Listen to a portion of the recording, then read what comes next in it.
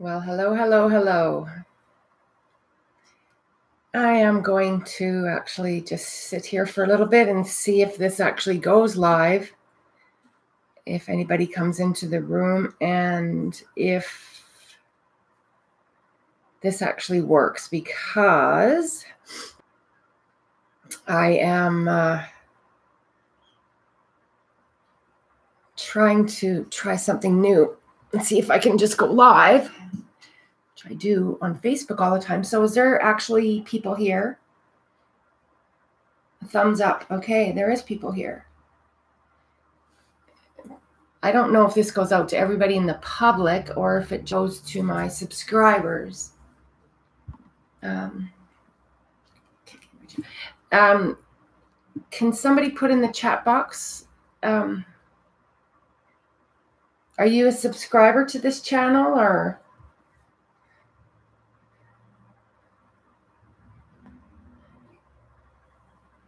Oh, Rachel. Where's that little thingy going? Why doesn't it go away? Okay, live chat. Okay, I get it. Okay, you guys, just give me a second. I've never done this before. Now I got a little box there that's not going away. So now I can't actually see your names. Anyways, I think I saw Rachel's name there. Oh, first time I've seen a live on here. Cool. So what happens? I'd really like to know. Does it just like all of a sudden tell you I went live? I guess so, eh? I don't know if these are things that you can plan. Anyways, it looks like there are a couple people here. I really wish.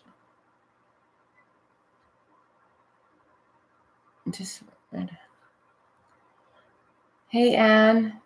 Oh, Avante. Oh my God, I haven't seen your guys' names for so long. I apologize that I have been away for quite some time. And there's a few different reasons. One is I actually wasn't well for quite some time. And I got quite worn out. I got worn out from life and I got worn out from my twin journey. And I'm putting a lot of effort into my coaching business and things like that. Hello. Hi, you guys. Hi, Infinite Soul. There's a box here that won't go away, and there's some names underneath it. So sorry if I'm missing you. I don't know why it's there. Can you hear me clearly? I can actually make my microphone a little more closer. Thank you, Avante. Thank you. One of the things that was happening to me was because I wasn't feeling well and I'm dealing with a lot of chronic pain and stuff like that, what was happening is, you say your light is such a blessing, and I thank you for saying that. But what was happening was I felt like I was losing my life force and I was losing my light. Okay, so you can hear, yeah, okay. I do have the microphone closer, so that might help a little bit.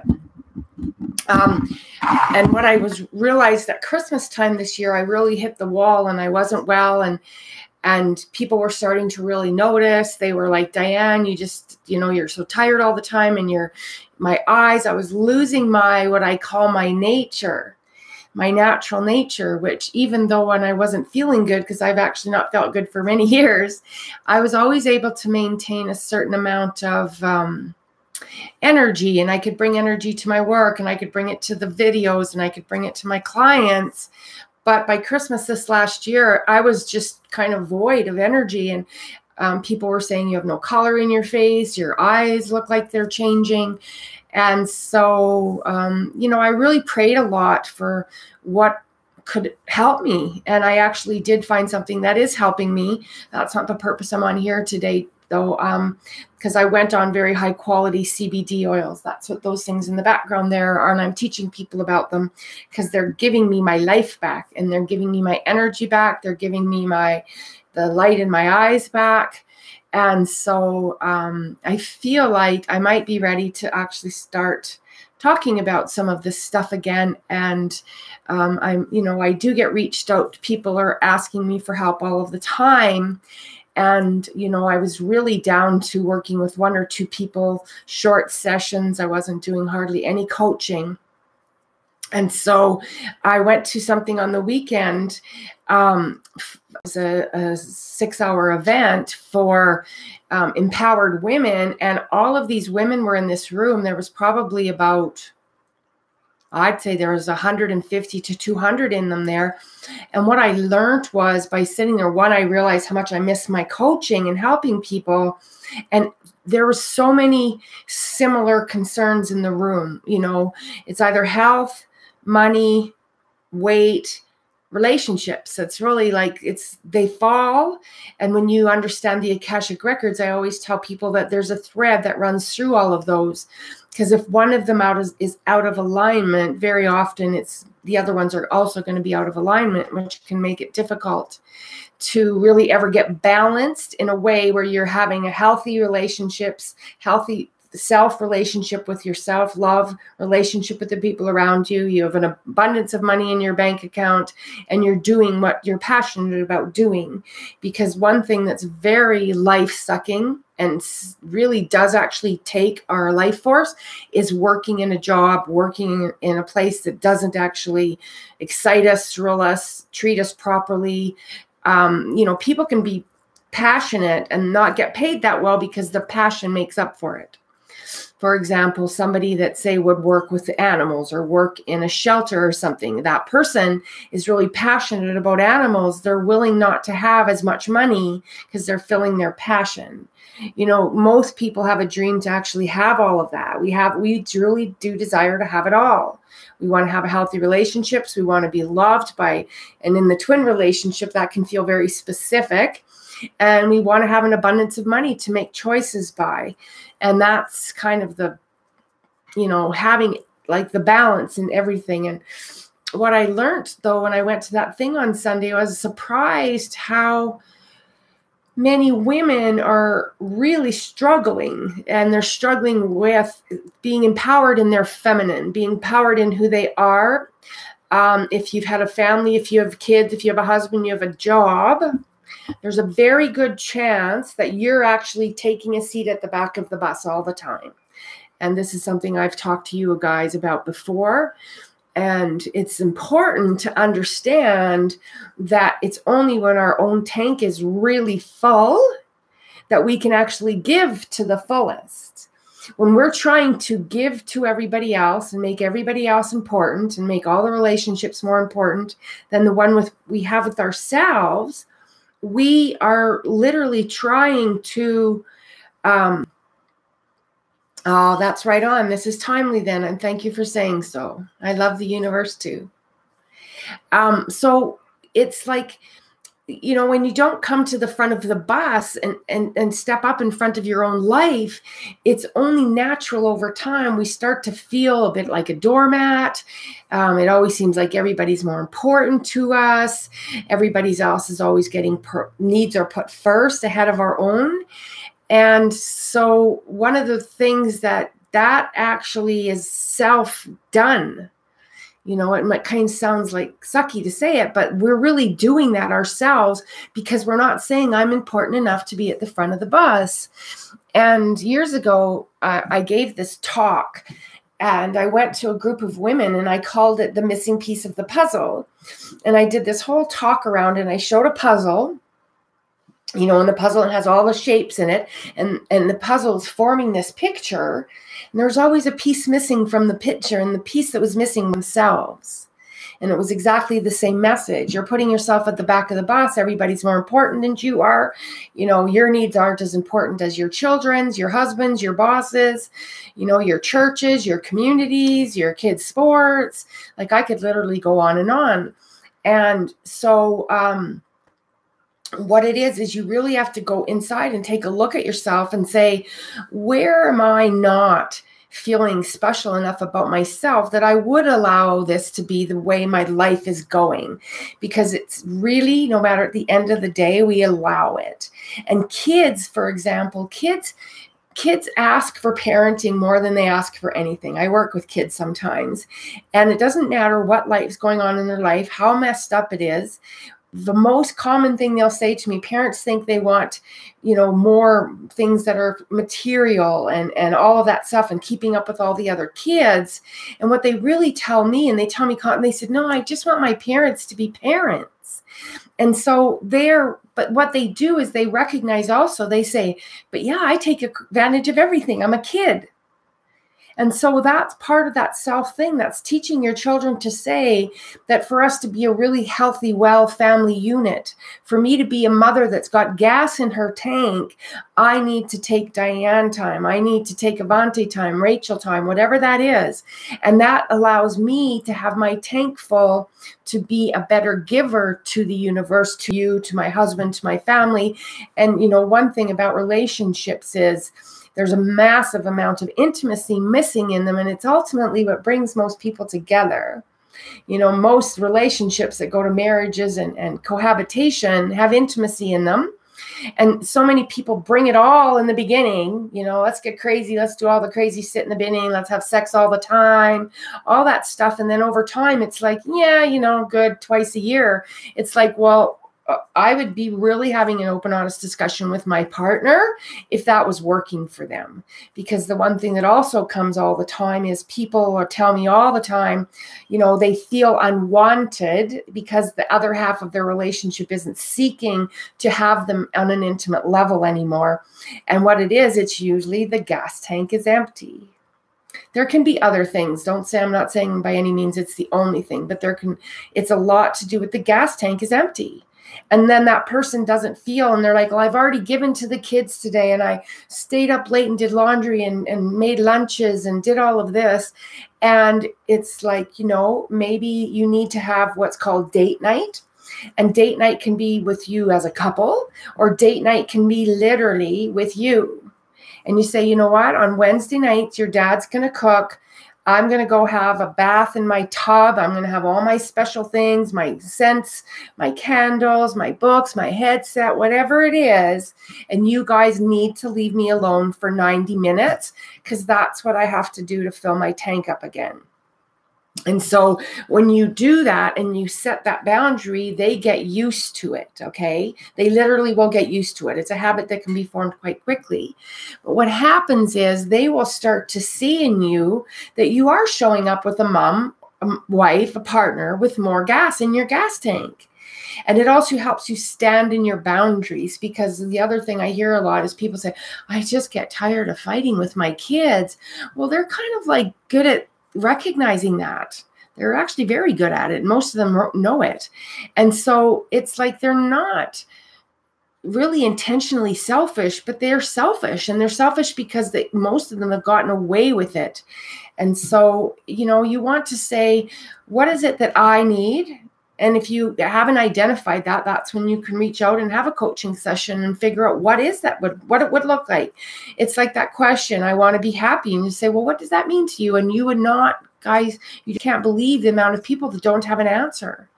They'll say, well, I don't know. I just want, I'd like this or that, but there's no real clear answer. So happiness could show up and we don't see it, recognize it, acknowledge it because we're too empty.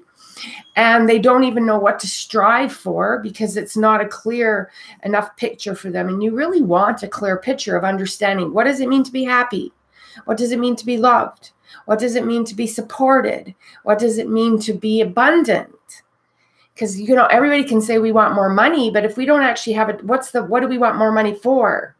We want more money so we can do something with our kids, that we have more freedom, so we can make decisions based on whether we love something, not whether we can afford something. And I teach that when I teach my business stuff all the time, because really, if you just have a desire to have more money, and there's no real set reason why. I want more money. So, for example, I had a friend that had a really difficult fall. His wife passed away. She's one of my closest friends. And because I wasn't feeling well and bringing in a lot of money, I was like disappointed because I wanted, I wanted to be able to jump on a plane across Canada and be there for my friend. But because it's in Newfoundland, Canada, and Canada is ridiculous for flights and stuff, it was like $1,800 just to get the airplane there and back. And then I would have been off work, and then I would have been staying there. So it would maybe I could have made that for around $300, that decision. But the point in fact was I wasn't even able to make it, and I had just put so much money into my business in the last 18 months, working to actually be able to make that decision. Only what I did was I burnt myself out. And so that's my desire. It's one of my desires. I want to maybe be able to make that choice to be there for somebody. There's a need. We had an entire hockey team hit by a bus just hours from where I live, and my brother was in hockey when we were younger, and we actually had our own team actually had a bus accident about 25 years ago. There was 15 people killed in this bus accident, most of them young junior hockey players. They started a Go Me fund, so we send in money to the Go Me fund, but if the money was more abundant, then we could have assisted at a higher level than just saying, I can just send in a couple hundred, which actually helped. They actually hoped to raise about $100,000 to help the families initially, get there and get people, because they're people that the parents don't all live where the junior hockey kids are living. And they actually raised over $1 million, and it came from Canada and the US because people felt so compassionate, because that could have been anyone's children. But it's those kinds of things. I want to make a choice. When you're abundant in your bank account, you open a doorway to be abundant in your love, in your relationships, and the type of person that you're calling to you. And that's where some of the twin stuff comes in. Some of us really are on a mission to, how can I say it? To align with the love that we believe the twin relationship has, because I've taught this to you guys before, is that the twin love is like, they're your direct mirror of yourself. So it's actually the highest love you can feel for yourself when you have that aligned love with them. And so once you've met them, if you've had love at first sight with them, if they've changed your life in every imaginable way, if you've never been the same since, if they feel like you have tried to have relationships with other people, you've attempted to, let your heart go somewhere different, and it never can. Sometimes I jokingly call it, my cross to bear. Because the love that I have for my twin was so immediate, so intense. It was for him too. And you guys know that I used to be able to just call him forward in thought and literally like get him to drive by my house and stuff like that. And our relationship, he changed his employment. They closed his company that he managed. And I haven't seen him more than, 20 times in the last year. Only I have actually seen him twice in the last week and a half. Maybe that's why this stuff is coming up again, because I started feeling like he's coming back from wherever he was, right? But what I realized, I'm coming back from where I was, because I went into such a workout. That's that snowball. What's the fact? What snowball is growing in your life? Is it one that's leading you towards what you want or leading you away from what you want? But I find it interesting that as I feel like I'm coming alive again and I'm feeling equipped to maybe deal with this in a better place and to kind of go back to that energy of where I felt that, he showed up a couple times in the last 8 days, driving by, and he doesn't live in the city. So, it's interesting. And then I had a really major dream on the gateway after we had the big gateway in March. Like, the dream I had about him was just so intense. And it was like our Kundalinis coming together in the dream. And in the dream, he walked past everyone in his life. So he walked out of the life that he's in, and he walked past them, and he walked straight up to me. And like the energy that took place in us in the dream, it was just like, oh, I found you again. And it was like immediately, it was just connection. It was beautiful. It threw me for a loop. Like for days afterwards, I felt like, wow, he just literally, like, as if he met me and came right back into my body, which I used to feel all the time, that we were that connected. We could telepathically reach out to each other. We would know how each other was feeling and things like that. And when we were in really a lot of communication, we talked about that all the time. So I don't want to go on much longer today. I don't know if anyone's even still on. If this is helpful, let me know. I will probably come back and start doing more videos. I don't know what happens after I stop, if it goes into the feed where you can watch it at a later time or something like that. But if you guys have questions, if the video goes up, just put them underneath. Let me know what topics that you want to talk about or hear about or learn more about, in this regard, in terms of the soul relationship, the body, the mind, the twin love, all of that stuff. So I hope this was helpful. I feel literally like I'm coming back and being well enough to consider, like coming back on video again. And I do hope this was beneficial to you guys. And it was beautiful to see your names. Thank you, Anne, Rachel, Avante, Infinite Soul Love. I think that's so beautiful.